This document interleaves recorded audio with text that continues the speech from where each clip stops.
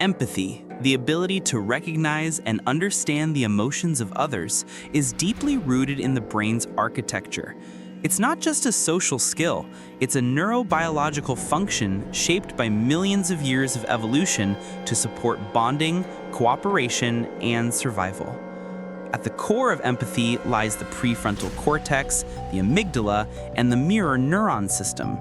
Mirror neurons, especially those located in the premotor and inferior frontal cortices, allow us to internally simulate the emotional states we observe in others.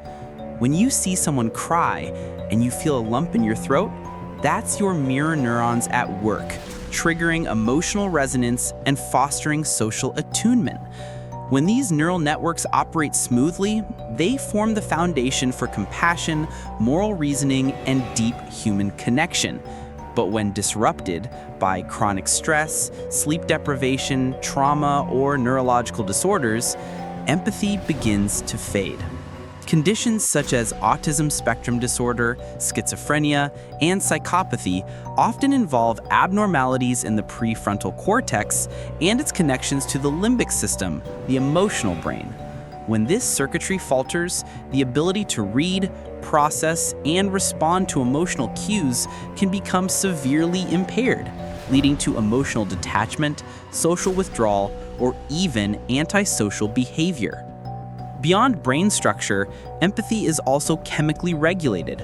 Oxytocin, often dubbed the bonding hormone, and serotonin, which stabilizes mood, play key roles in emotional closeness and social trust.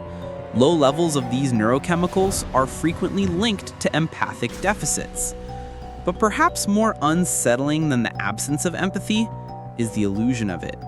Some individuals, particularly those with psychopathic tendencies, may learn to mimic empathy so convincingly that they deceive even trained professionals. I once encountered a case like this. On the surface, he was perfectly normal, polite, charismatic, socially adjusted. He had a stable job, a family, and no criminal record. But underneath that facade was a cold, calculating mind. He had been strategically preparing for acts of harm years in advance, hiding tools across the country, building a plan without any sign of emotional turmoil or impulsivity. His psychological profile pointed to early emotional deprivation, extreme isolation, rigid upbringing, and a lack of warmth, all of which can stunt the development of empathy in childhood. Neurologically, he exhibited reduced activity in the amygdala and prefrontal cortex, areas crucial for interpreting emotional and moral cues. This case highlights a terrifying truth. Empathy is not guaranteed. It can be stunted, damaged, or imitated. And when it's missing, what remains may look human, but act inhuman.